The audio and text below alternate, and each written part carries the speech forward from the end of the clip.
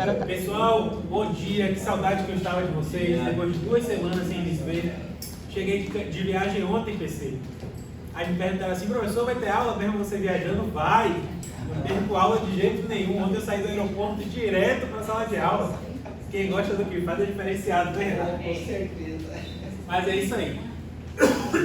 Pessoal, a gente veio conversando na aula de 2 semanas atrás, que eu esqueci inclusive de postar no YouTube ainda, não foi? Acho que eu esqueci de postar. Me lembrem, por favor. Essa tarde eu resolvo isso. A gente estava conversando sobre o conteúdo do testamento, né, sobre a interpretação do testamento. A gente viu que existem problemas decorrentes da interpretação do testamento pelo fato de que ele é feito em um momento para produzir efeitos muito tempo depois, talvez, né, anos depois, as circunstâncias já tinham alterado. Muitas vezes o testador não utiliza a linguagem técnica, então pode gerar uma certa confusão sobre o que é que ele está querendo fazer.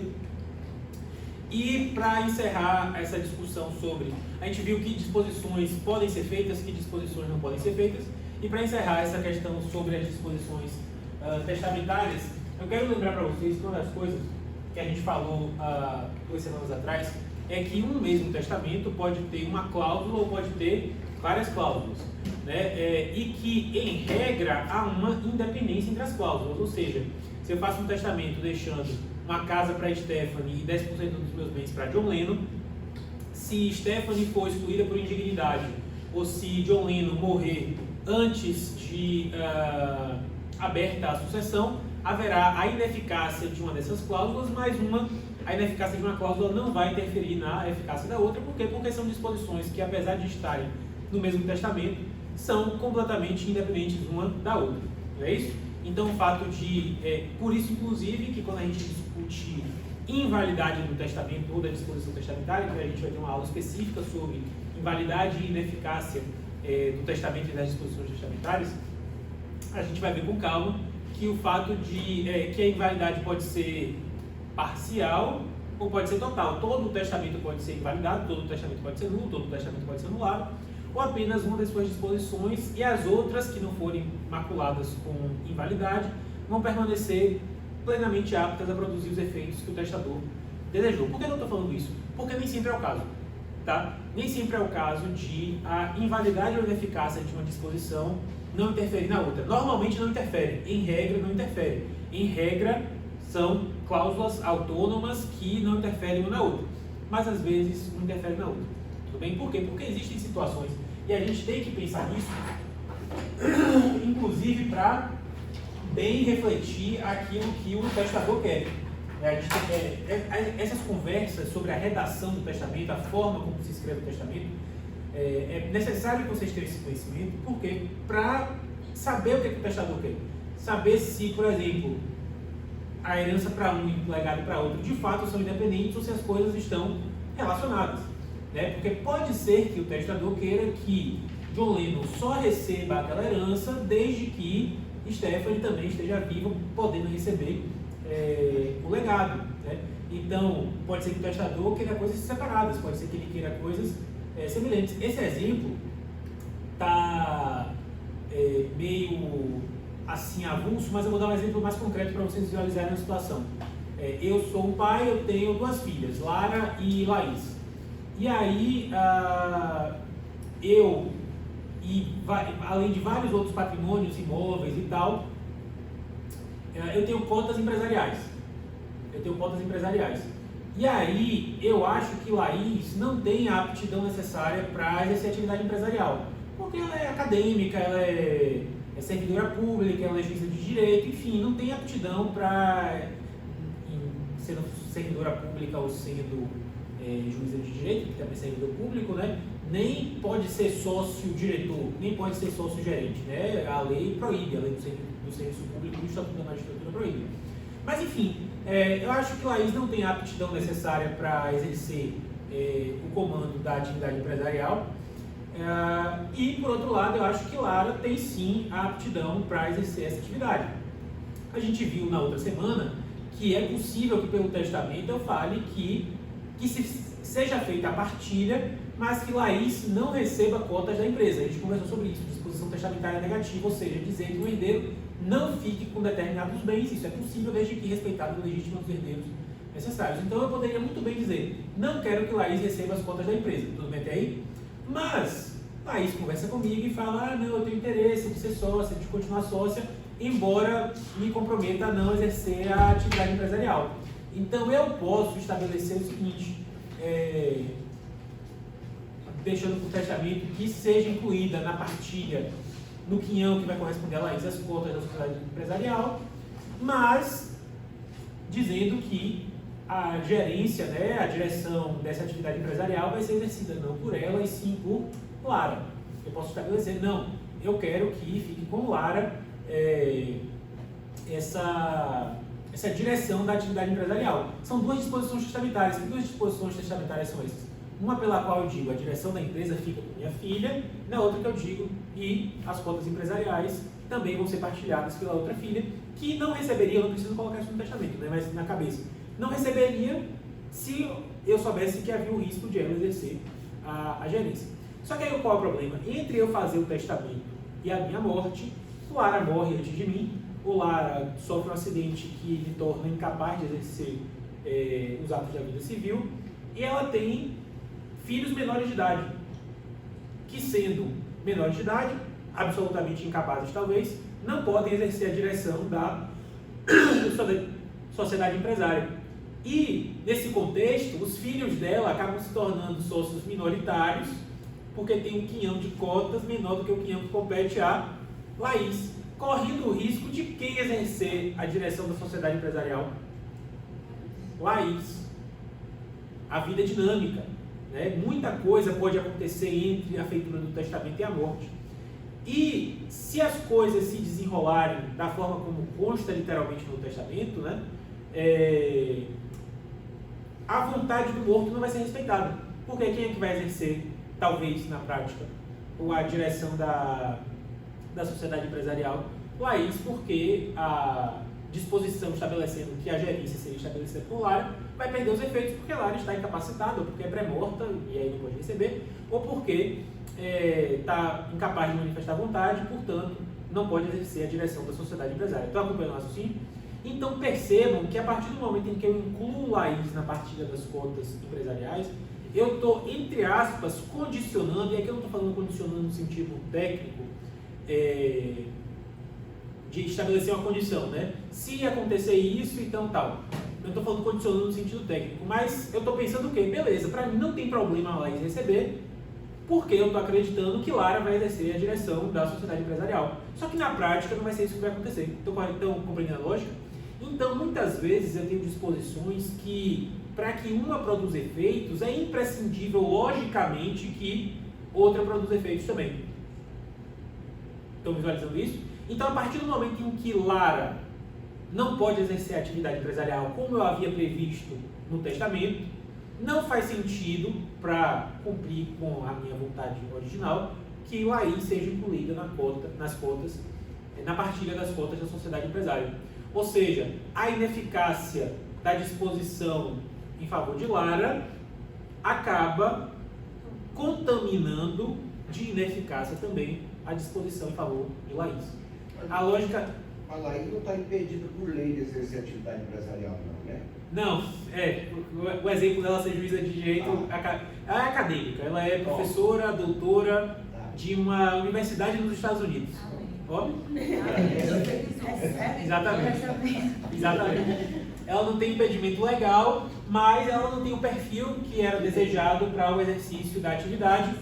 E o testador acredita que se ela for responsável pelo exercício da atividade empresarial, a empresa vai por água abaixo. Tudo bom? O Alisson, Gislaine? Tudo bom? Então, eu quero que vocês compreendam isso. Havendo uma disposição que é subordinada à outra, se a primeira é inválida ou se a primeira é ineficaz, aquela que é subordinada à primeira vai ser contaminada pela invalidade ou pela ineficácia também. É por isso que a gente precisa fazer o quê? Redigir o testamento da forma mais específica possível, porque se esse testamento tiver sido mal redigido da minha parte, o que é que vai acontecer? Laís, que eu não queria que fosse diretora da empresa, vai se tornar diretora da empresa, contrariando de forma diametralmente oposta àquela que tinha sido a vontade que motivou a feitura do testamento. Então é por isso que a gente precisa redigir isso com muita calma. Então, eu coloquei 2 exemplos aqui. Destino 20% do meu patrimônio para Maria Cecília, que deverá pagar a Rodolfo todo mês uma pensão de R$10.000. Vocês, aí no caso concreto, né, quando eu morri, Maria Cecília já estava morta. E aí?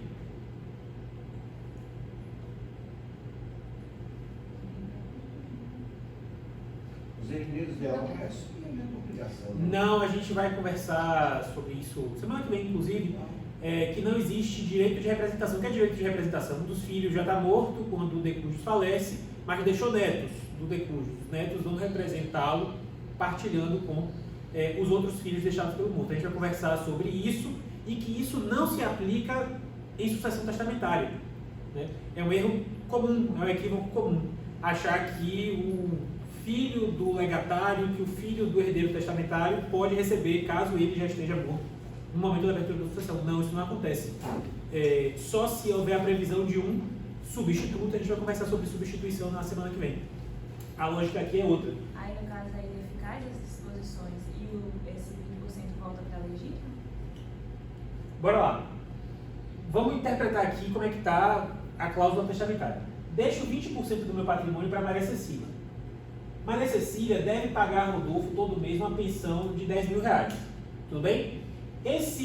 Maria Cecília deve pagar a Rodolfo todo mês uma pensão de R$10.000 é o quê? Um encargo. É um encargo. É um encargo, não é uma condição. Isso que a gente estava conversando 2 semanas atrás. O que é que acontece?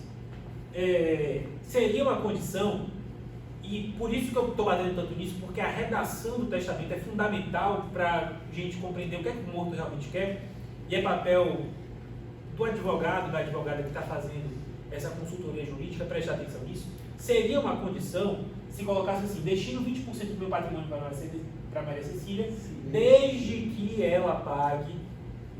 E aí, se ela não pagar, a condição está sendo descumprida e ela pode, entre outras coisas, ser compelida a pagar, pode ter um cumprimento forçado, pode até eventualmente haver a resolução, né, o fim do benefício em favor dela por descumprimento da condição. Mas aqui é um encargo. Por que é um encargo? Porque eu estou dando a ela um benefício onerado, né? Um benefício como um dever. Vamos imaginar que não é dar a Rodolfo todo mês uma pensão de R$10.000, mas que ela deve abrigar Rodolfo na casa dela até Rodolfo terminar a faculdade. É um encargo. Estão conseguindo visualizar isso? O que eu quero que vocês compreendam? Aqui a gente tem 2 cláusulas dentro da mesma disposição. Por que a gente tem 2 cláusulas dentro da mesma disposição? Ou 2 disposições dentro da mesma cláusula? Porque eu tenho uma disposição em favor de Maria Cecília, uma herança que eu estou deixando para ela, 20%, e eu tenho um legado, a gente vai conversar sobre isso em instantes, né? Um legado em forma de encargo para a herdeira, que é a renda, a pensão periódica de R$10.000 todo mês para ele. Estão conseguindo visualizar isso? Então eu tenho 2 pessoas beneficiadas no testamento, uma com os 20% da herança, outra com R$10.000 todo mês. Ok? O que acontece? Eu tenho essas 2 disposições. Uma delas vai ser ineficaz. Por que a disposição em favor de Maria Cecília é ineficaz? Porque quando o testador morre, ela já está morta. Morto não pode receber herança, morto não pode receber por testamento, foi o que a gente conversou inclusive na primeira aula.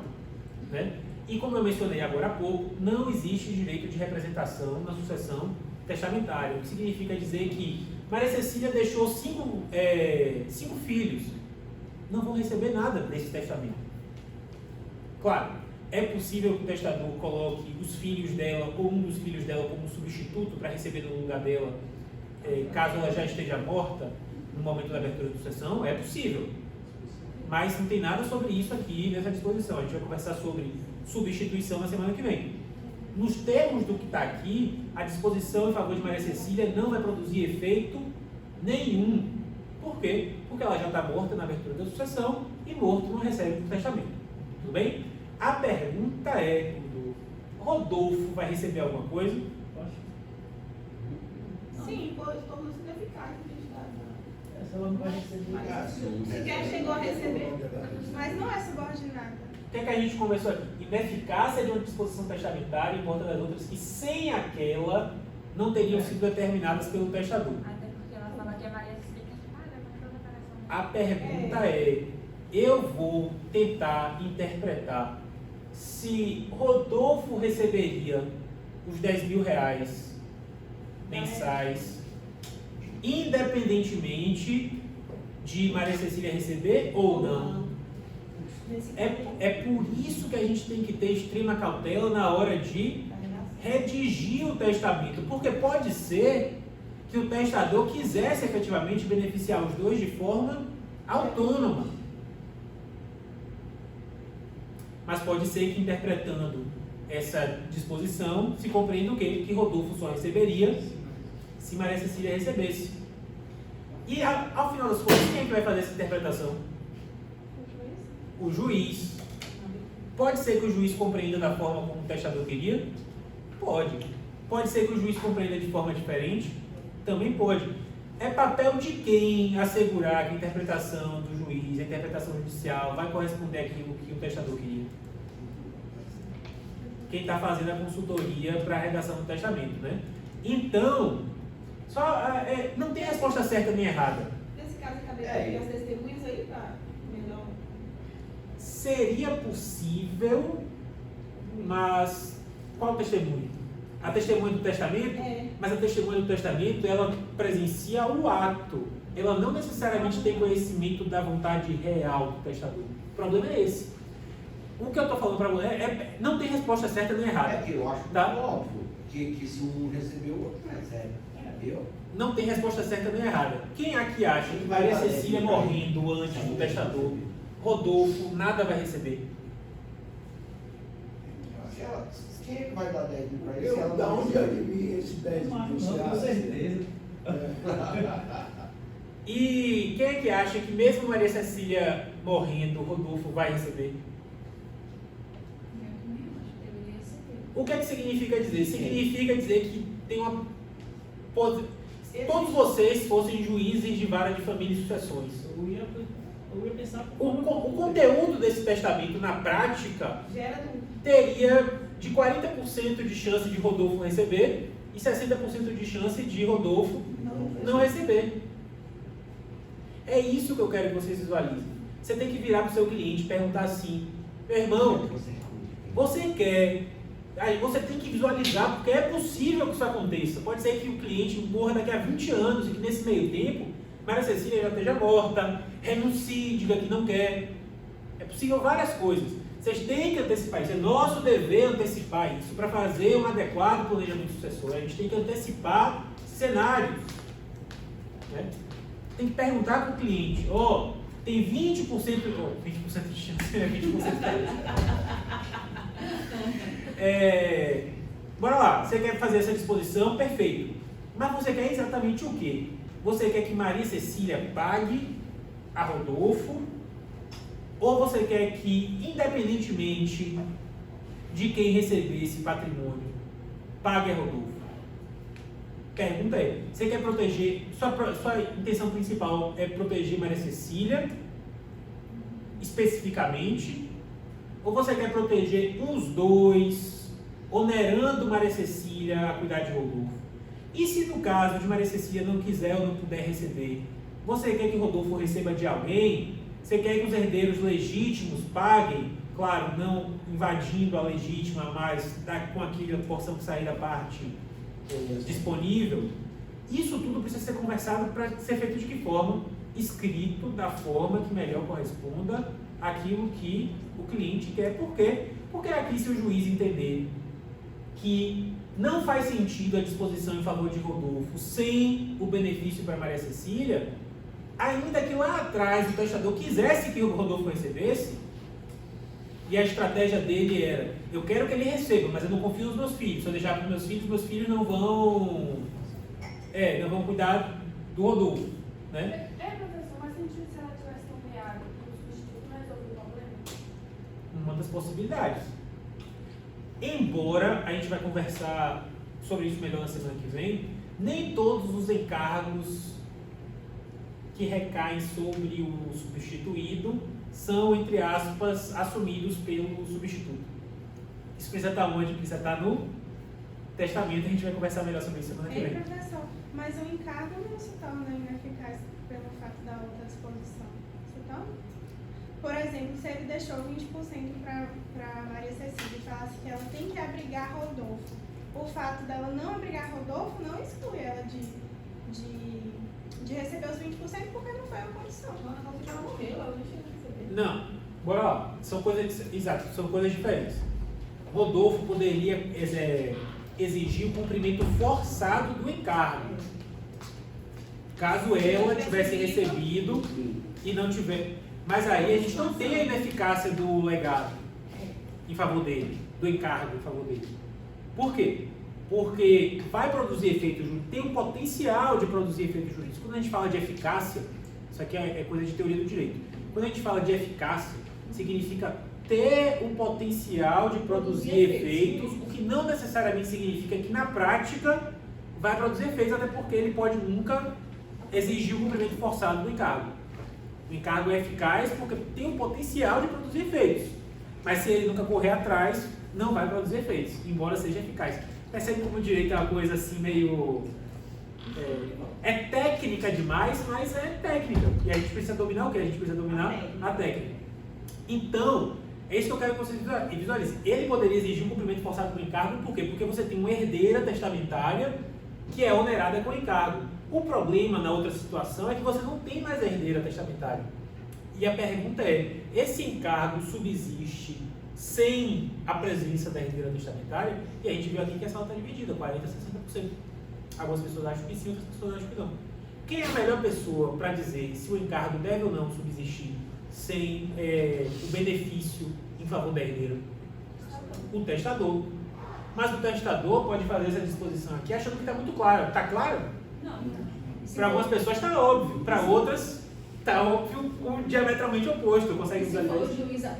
o juiz olhando isso aí, ele vai falar assim, vamos ver as condições do Rodolfo. Vai que é uma pessoa que precisa de cuidados, um cadeirante, né? Alguma coisa assim, ele vai obrigar alguém a fazer isso. Algum herdeiro falar, a seleção desses 20% é para alguém passar para ele. Se você pegar, isso vai depender do perfil do juiz. No dia do juiz. Porque se for um juiz de perfil positivista, no sentido de que não, isso daqui é silogismo simples.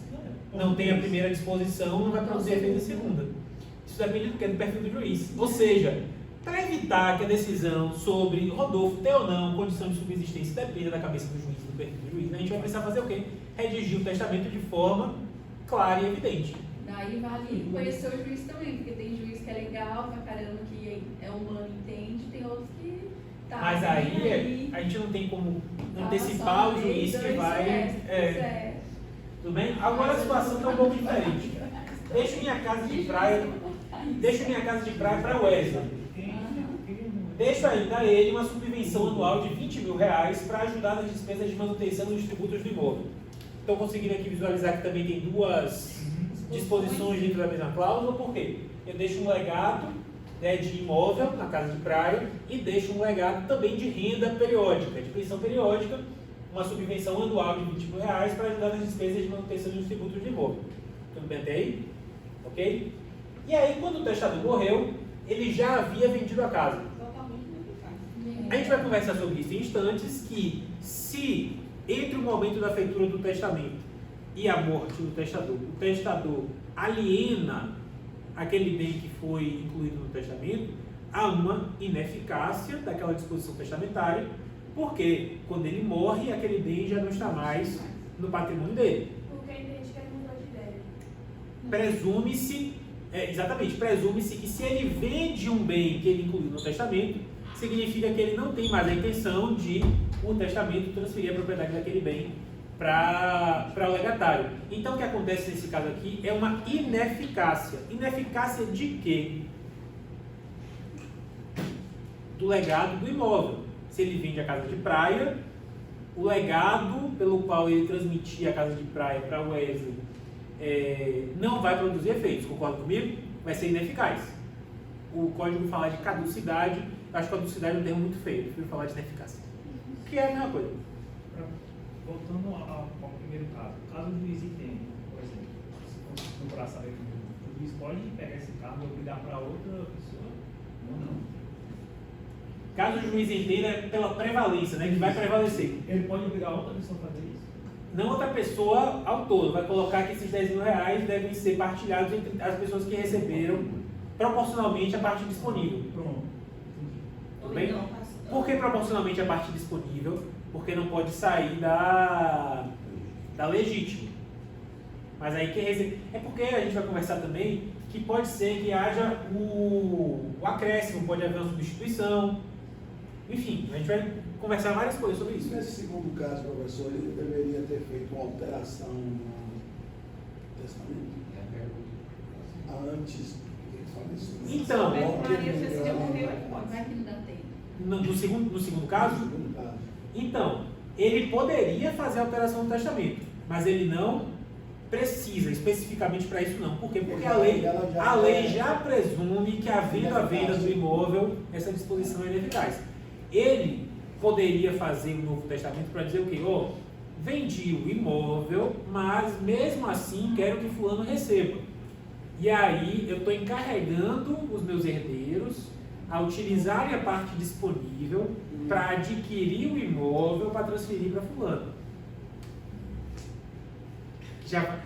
A lei permite que isso seja feito, mas já vai complicando as coisas. E o potencial de litigiosidade vai, ó, Quem já ficou, acumulando. Mas ele não precisa modificar o testamento porque a lei já presume que há ineficácia da disposição testamentária. Exatamente. O objeto do legado não está mais no patrimônio hereditário. Se não está mais no patrimônio hereditário, não tem como ser transmitida a propriedade. Tudo bem? Aqui a questão é, houve a ineficácia do legado em favor de Wesley. Todo mundo conseguiu visualizar isso? Do legado de imóvel. A pergunta é, e o legado da pensão anual de 20 mil para ajudar nas despesas do imóvel? É independente. Mantém ou vai junto? Imagina, totalmente, porque é de direito real, ligado ao imóvel. A pergunta é, a casa de praia foi vendida, o testador morreu. O Wesley vai receber ou não vai receber aqueles 20 mil reais? Não. Alguém acha que sim? Ué, professor, se Não precisa ter medo, não. manutenção e nos tributos do imóvel. Ele vai ser especificado. Porque aqui está muito mais claro do que na primeira situação de que o Wesley só está recebendo 20 mil reais por ano, por quê? Para ajudar na conservação daquele imóvel que ele recebeu por legado. O testador pode entender o quê? Não adianta nada eu deixar minha casa de praia para o Wesley se o Wesley não tem condições de bancar. Né? É que nem em promoção de shopping, quando o shopping faz o sorteio de uma Ferrari, o sorteio de um Porsche. Aí o coitado do comprador do shopping recebe o sorteio e fica todo feliz até que momento que recebe lá o IPVA, né, e o seguro do carro. O cara não tem como bancar.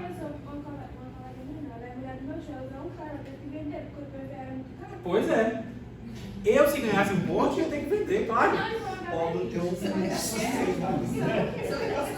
Eu ia comprar e trocar por HB20 novinho. Vai lá pra roça. Tudo bem? Poxa, Grande, velho. Tem problema? Então vocês conseguem visualizar que nesse caso aqui está muito mais evidente que a segunda disposição claramente está subordinada à primeira. Seria mais ou menos igual, deixa o carro específico para uma pessoa. Só que nesse meio tempo eu vendi o carro e não refiz o testamento. Quer dizer, eu vendi aquele carro, comprei outro. Ficou ineficaz. Perfeito. Porque eu não tenho mais aquele carro, tenho outro. Ah, você comprou outro. É. Então vai depender da forma como o testamento foi redigido. A gente vai conversar sobre isso Ele antes. pode também ter comprado outra casa de praia, trocado numa. Exatamente. Ele não Exatamente. No caso da cônjuge, né? Não. Nesse caso aí que eu falo. Não, e o que é que acontece? Ela especifica. Existe a seguinte situação, a gente vai discutir isso em instantes, estou falando para vocês. Sujeito fez o testamento, vendeu a casa de praia porque estava precisando se capitalizar, só que aí fez um investimento bom, ganhou dinheiro de novo, falou assim, porra, eu gostava tanto daquela casa de praia, compra de volta. E aí morre. Tá valendo. Tá valendo. Tá valendo. Será?